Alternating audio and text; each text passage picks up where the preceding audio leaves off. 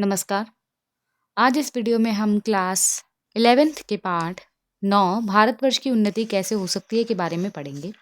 जो पाठ है ये भारतेंदु हरिश्चंद्र द्वारा रचित है और इस पाठ में उन्होंने 1884 दिसंबर में दिए गए जो भारतेंदु हरिश्चंद्र द्वारा उनका जो बलिया के ददरी मेले में जो उनका एक भाषण था, उस भाषण को इस पाठ में संकलित किया गया और ये भाषण जो था एक प्रसिद्ध भाषण था, जिसमें उन्होंने एक और ब्रिटिश शासन की मनमानी पर व्यंग्य किया है, तो दूसरी ओर अंग्रेजों के परिश्रमी स्वभाव और काम के प्रति लगाव के प्रति आदर भी। यानी इस पाठ में उनके भाषण को सम्मिलित किया गया है और उस भाषण को जिसमें वो भारतवासियों के अंदर देश के प्रति चेतना को जागृत कर रहे हैं और उनके आत्मबल को बढ़ा रहे हैं। तो ये पाठ जो है उसी भाषण से संकलित है। तो पाठ की ओर बढ़ने से पहले सबसे पहले मैं आपसे यही कहना चाहूँगी कि अगर आपने अभी तक मेरे चैनल को सब्सक्राइब नहीं किया है तो सब्सक्राइब कर लीजिए, ताकि आगे आने वाले वीडियोस के अपडेट सबसे पहले आपको मिले। साथ ही साथ अपने फ्रेंड्स के साथ भी शेयर कीजिए और वीडियो को पूरा ज़रूर देखिए। पाठ की ओर बढ़ने से पहले हम भारतेंदु हरिश्चंद्र जी के बारे में कुछ महत्वपूर्ण बातों को जान लेते हैं। ये पाठ उस समय लिखा गया था जब भारत जो था अंग्रेज़ों के अधीन था, गुलाम था। तो जो अंग्रेज़ थे वो तो अपनी मनमानी कर रहे थे, यहाँ के रिसोर्सेज को यूज़ कर रहे थे, लेकिन जो भारतीय थे, चाहे उसमें हिंदू हो चाहे मुसलमान हो, वो सभी बहुत आलसी हो गए थे, जो अपने लिए लड़ना नहीं चाहते थे। तो उन्हीं के अंदर के जज्बे को जगाने के लिए उनके द्वारा ये भाषण दिया गया था। आधुनिक हिंदी के निर्माता भारतेंदु हरिश्चंद्र का जन्म 8 सितंबर 1850 में वाराणसी, उत्तर प्रदेश में हुआ। 35 वर्ष की अल्पायु में ही 1885 में इनका निधन हो गया। इन्होंने अल्पायु में ही साहित्य, समाज और संस्कृति के लिए जो महान कार्य किया, उसे देखकर दांतों तले उंगली दबानी पड़ती है। हिंदी नाटक और हिंदी निबंध की परंपरा भारतेंदु जी से ही शुरू होती है। भारतेंदु जी की प्रतिभा बहुमुखी थी। वे नाटककार थे, कवि थे, पत्रकार थे, व्यंग्य लेखक थे और समालोचक भी थे। और ये जो पाठ है उसमें उसी समय की भाषाओं का प्रयोग किया गया है कि किस तरह की भाषा का उस समय प्रयोग किया जाता था, तो उसी समय की भाषा का प्रयोग आपको इस पाठ में पढ़ने को मिलेगा। तो आइए बिना किसी देरी के हम पाठ की ओर बढ़ते हैं और पाठ का नाम है भारतवर्ष की उन्नति कैसे हो सकती है। भारतवर्ष की उन्नति कैसे हो सकती है, जो ये शीर्षक है, ये लेखक द्वारा दिया गया एक भाषण है जो उन्होंने बलिया के एक मेले में दिया था। इसमें लेखक ने उस समय के भारतवासियों की कमियों के संकेत करते हुए उन्नति के लिए उनको कुछ सुझाव दिए थे। तो ये जो पूरा जब आप पाठ पढ़ेंगे ये उनके द्वारा दिया गया ही भाषण है। एक तरीके से आप उस समय के भारतेंदु हरिश्चंद्र का भाषण सुन रहे हैं। ये भाषण उस समय बहुत ज़्यादा प्रसिद्ध था और बहुत ही ज़्यादा इम्पॉर्टेंट था लोगों के अंदर चेतना, आत्मबल को जगाने के लिए कि हमें अपने लिए कुछ करना है। हमें जो चल रहा है बस उसके अकॉर्डिंग नहीं जीना कि सिचुएशन के अकॉर्डिंग ढल गए, नहीं, हमें गुलाम बनकर नहीं रहना है। किसी और लोगों को, किसी और देश के लोगों को अपने रिसोर्सेज, अपने संसाधनों का इस्तेमाल नहीं करने देना है। लेखक बताता है कि हिंदुस्तानी लोग जो है रेलगाड़ी की तरह हैं, उन्हें इंजन बनना नहीं आता। इंजन कौन होता है? जो ट्रेन को चलाता है। इंजन का काम है बाकी की बोगीज को चलाना। तो यहाँ पर भी ये एक व्यंग्य किया है भारतेंदु हरिश्चंद्र द्वारा कि जो भारतवासी हैं, जो हिंदुस्तानी हैं, वो जो है वो रेल की तरह हैं, उनको इंजन बनना नहीं आता। यानी वो सिर्फ कोई उनको ऑर्डर देगा, वो उसके काम कर सकते हैं, लेकिन खुद कोई एक लीडरशिप की क्वालिटी नहीं लेना चाहता। इन लोगों को कोई चलाने वाला चाहिए ही चाहिए। हिंदुस्तानियों को उनको बल दिखाने की ज़रूरत है और यह मोटिवेट कर रहे हैं कि हिंदुस्तानियों को अपना बल दिखाना चाहिए। राजे महाराजाओं को अपनी मौज मस्ती से फुर्सत नहीं है, क्योंकि जो राजा महाराजा उनके पास तो पैसा है। अंग्रेज़ लोग क्या कर रहे हैं उस समय कि वो राजा महाराजाओं को सारी सहूलियतें दे रहे हैं ताकि उनके काम में किसी तरह की कोई अड़ंगी ना अड़ाए। गरीब तो कोई अड़ंगी नहीं अड़ा सकता, क्योंकि उसको तो सिर्फ अपना पेट पालना है। तो वो सोचेगा मुझे तो भाई पेट पालने के लिए इतना काम मिल जाए बहुत है। वो कहाँ किसी के हक के लिए, एक देश के लिए लड़ेगा। लेकिन जो कर सकते हैं वो अपनी मौज मस्ती में लगे हुए हैं। अंग्रेज अपना समय खोना नहीं चाहते, यानी उनको जो एक प्रीशियस टाइम मिला हुआ है भारत की चीज़ों को लूटने का, वो उनके लिए बहुत इम्पॉर्टेंट है। भारतवर्ष के जिन लोगों के ज़िम्मे विद्या और नीति फैलाने की जिम्मेदारी थी, उनको निकम्मेपन ने घेर लिया है। और जो बड़े बड़े जो लोग हैं, जो फाइनेंशियली स्ट्रॉन्ग है, जो देश के लिए कुछ कर सकते हैं, जिनके ज़िम्मे था कि वो लोगों को पढ़ाएँ-लिखाएँ, उनको सिखाएँ कि आपके साथ गलत हो रहा है और लोगों के अंदर वैल्यूज़ जगाए, जिनके ऊपर ये कर्तव्य था, वो कर्तव्य भूल चुके हैं और उनके ज़िम्मे तो निकम्मेपन ने उनको घेर लिया है। इनके पूर्वजों ने ही सामान्य वस्तुओं से तारा ग्रह आदि वेद करके उनकी गति को लिख दिया। यानी जो पूर्वजों ने लिख दिया और हिंदुस्तानियों ने मान लिया, अपनी तरफ से कोई एफर्ट्स नहीं लगाने, कोई काम नहीं करना। विदेशियों ने 16 लाख रुपए खर्च करके दूरबीन बनाई और यहाँ बात की जा रही है कि जो हिंदुस्तानी है, जो पूर्वजों ने लिख दिया कि इस तारे की दिशा ये है, ये है, ये है, उसी के आधार पर वो डिपेंड है। वही वो करना चाहते हैं, जो उन्होंने लिख दिया वही वो मान रहे। अपनी तरफ से किसी तरह की कोई खोज वो नहीं करना चाहते कि क्या है, क्या नहीं है। लेकिन जो अंग्रेज़ हैं, उन्होंने 16 लाख रुपए खर्च करके उसको जाँचने के लिए, को परखने के लिए एक दूरबीन भी बना डाली। यानी यहाँ हिंदुस्तानियों के निकम्मेपन की ओर इशारा किया गया है लेखक द्वारा, भारतेंदु हरिश्चंद्र द्वारा, कि देखो ये कुछ करना ही नहीं चाहते, इनको जो बना बनाया मिल गया, ये बनी बनाई खिचड़ी खाने वाले लोग हैं कि कोई बना देगा तो खा लेंगे, खुद से बनाने की इनमें हिम्मत नहीं है। अमेरिकन, अंग्रेज तथा फ्रांसीसी तेज गति से भागे चले जा रहे हैं कि जो ये देश है, हिंदुस्तान के पास सोर्सेस हैं, तब भी वो पिछड़ा हुआ है इन देशों से, जबकि इनके पास वो सोर्सेस नहीं हैं। तो ये सारे देश जो है तेज गति से आगे बढ़े जा रहे हैं। केवल भारतवासियों को लाज नहीं आती। और आगे चल के भारतेंदु जी अपने भाषण में भारतवासियों के लिए कहते हैं कि इनको शर्म नहीं आती, हम लोग सब समान होने पर भी आलस्य और संकोचवश उनका लाभ नहीं उठा पाते। और आगे चल के भारतेंदु जी ये कह रहे हैं कि हमारे पास सारे संसाधन होते हुए भी हम हमारे अंदर आलस्य है, हम लेज़ी हैं, हम खुद से कोई एफ़र्ट्स नहीं लगाना चाहते, कोई काम नहीं करना चाहते, या कश्मकश में है वो करेगा, वो करेगा। इस संकोचवश में हम अपनी चीज़ों का लाभ नहीं उठा पा रहे और हमारी चीज़ों का, हमारे कच्चे माल का, हमारे संसाधनों का कौन लाभ उठा रहे हैं? जो दूसरे देशों से आए हैं और हमारे देश पर राज कर रहे हैं। बहुत से लोग बहाना करते हैं और अगर किसी से पूछ भी लिया जाए कि तुम अपने देश के लिए नहीं कुछ करते, तो उन लोगों के पास क्या बहाना है, क्या एक्सक्यूज़ है कि उन्हें पेट के धंधे से ही फुर्सत नहीं मिलती। जिनका पेट भरा है वह ही उन्नति की बात सोच सकते हैं। और जो अगर उनसे पूछ लिया जाए कि तुम देश के लिए कुछ क्यों नहीं करते, तो कहते हैं हम अपना पेट भरने से हमें फुर्सत नहीं है, हमें 2 समय की रोटी जुटा पाना मुश्किल हो जाता है। ये काम तो उन लोगों का है। फिर वो आगे दलील देते हैं कि ये काम तो वही लोग कर सकते हैं जिनका पेट भरा है, यानी जिनको रोटी की चिंता नहीं है, 2 समय के पेट भरने की चिंता नहीं है। ये एक्सक्यूज़ है। अगर आपके अंदर कुछ करने का जज़्बा है तो आपको किसी भी तरह की कोई अड़चन, कोई बाधा नहीं रोक सकती। लेकिन अगर किसी ने कुछ करना नहीं है, तो वो सिर्फ़ और सिर्फ़ आपको एक्सक्यूज़ ही दे सकता है। इंग्लैंड में भी आगे चल के जो भारतेंदु जी है वो कह रहे हैं कि सिर्फ भारत में ही किसान नहीं है, भारत में ही गाड़ी वाले, खेत वाले, मजदूर नहीं है, इंग्लैंड में भी ये सब लोग हैं। लेकिन ये फिर भी ऐसा नहीं बहाना लगा रहे हैं कि हम आप गरीब हैं या हम ये नहीं कर सकते। इन लोगों को भी पेट भरने की चिंता है।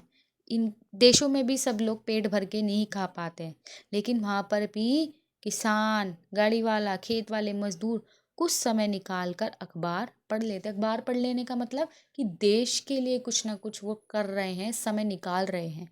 जब आप ऐसी न्यूज़ सुनोगे, न्यूज़पेपर में कुछ आएगा कि हमारे देश में कुछ गलत हो रहा है, तो आपके अंदर भी एक जज़्बा, यानी वो कुछ ना कुछ देश के लिए कर रहे हैं, एक न्यूज़पेपर निकालने का। ये तो एक्सक्यूज़ है कि मेरे को कमाना है, पेट भरना है। तो आग भारतेंदु जी यही कह रहे हैं कि इन देश में भी गरीबी है, तो वो भी देश के लिए कुछ करते हैं, वो गरीबी का रोना नहीं रोते हैं। भारतेंदु जी आगे अपने भाषण में संबोधित करते हुए कह रहे हैं कि भारत के लोगों में निकम्मापन बढ़ता चला जा रहा है, यानी वो काम नहीं करना चाहते। अंग्रेज उनको सहूलियतें दे रहे हैं, उनको ट्रेन बना के दे रहे हैं, उनको स्टेशंस बना के दे रहे हैं, या और भी जो सारी चीज़ें, बिल्डिंग्स वगैरह बना के दे रहे हैं, तो वो कुछ करना ही नहीं चाहते हैं। वो अपने देश के लिए कुछ लड़ना ही नहीं चाहते हैं। उनके अंदर निकम्मापन जो है कूट कूट कर भर चुका है। काम न करने वालों की संख्या जो है निरंतर बढ़ती चली जा रही है। चारों ओर दरिद्रता का राज है। लोगों को अपनी इज्जत बचाना भी कठिन हो रहा है और लोग अपनी रिस्पेक्ट, अपनी सेल्फ रिस्पेक्ट को नहीं बचा पा रहे हैं। देश की जनसंख्या तो निरंतर बढ़ती ही चली जा रही है, पर धन घटता चला जा रहा है। राजा महाराजाओं और पंडितों की कथाओं से कुछ नहीं मिलने वाला। और आगे चल के भारतेंदु जी कह रहे हैं अपने भाषण में, अब भारतवासियों को संबोधित कर रहे हैं कि ये जो राजा महाराजा की जो किताबें आप पढ़ रहे हो, इतिहास पढ़ रहे हो, पंडित जो बोल रहे हैं, इससे कुछ नहीं होने वाला कि कब हमारा देश आज़ाद होगा, किसी ने भविष्यवाणी कर दी है कुछ। हमें अपने देश को आज़ाद करने के लिए, हमें गुलामी की ज़ंजीरों से मुक्त होने के लिए, हमें खुद कुछ करना होगा, हमें खुद कुछ एफ़र्ट्स लगाने होंगे।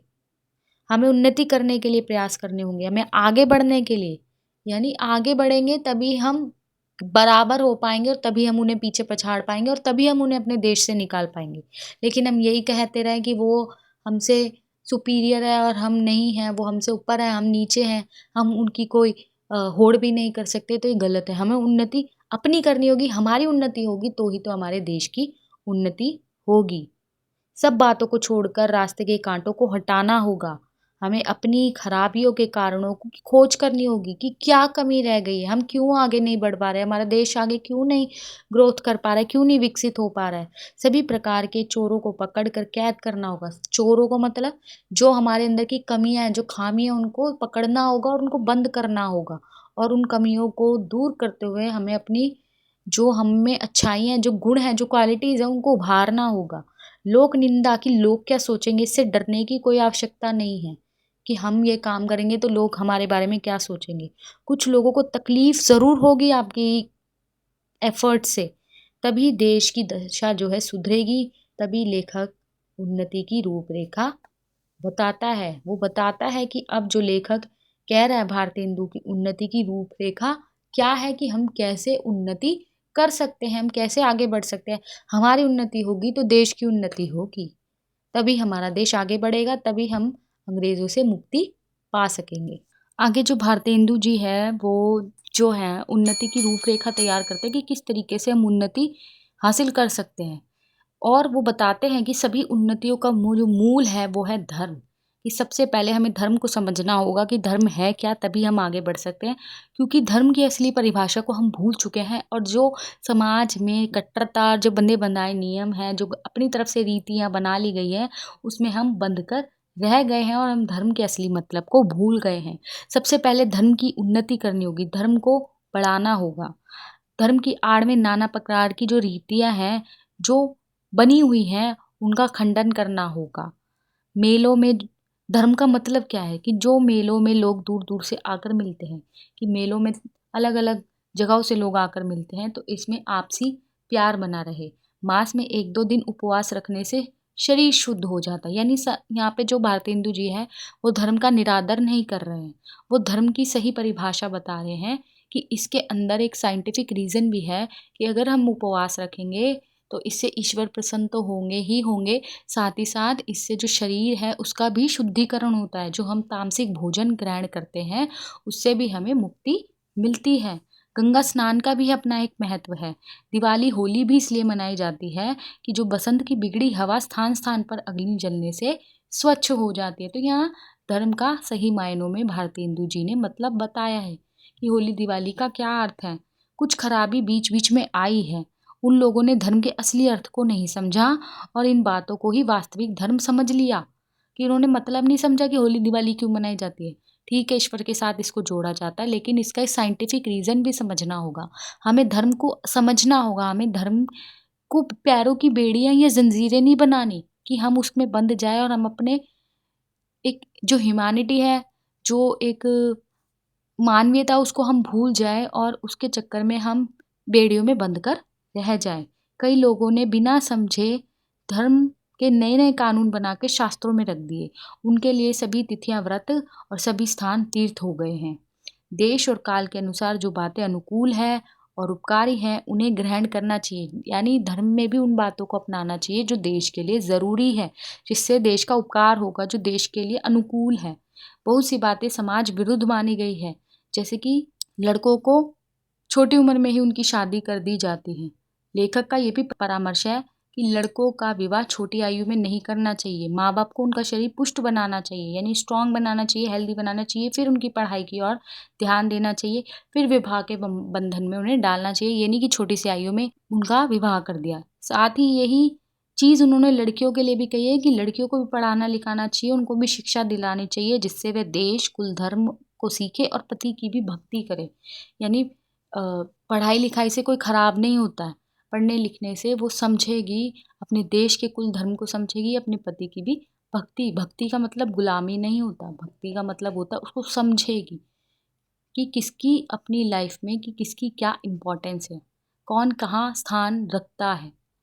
तो यहाँ पे भारतेंदु जी ने उन्नति की एक रूपरेखा तैयार की है और उसमें सबसे इम्पोर्टेंट माना है धर्म को। और धर्म भी ऐसा जो समाज के लिए अनुकूल हो, उपकारी हो। ऐसा नहीं जो समाज जो देश के लिए अनुकूल हो, उपकारी हो। ऐसा ना हो जो देश के ही विरुद्ध हो, देश के ही उन्नति में बाधा बने। लेखक सभी धर्मों के अनुयायियों के मेल मिलाप पर भी बल देता है।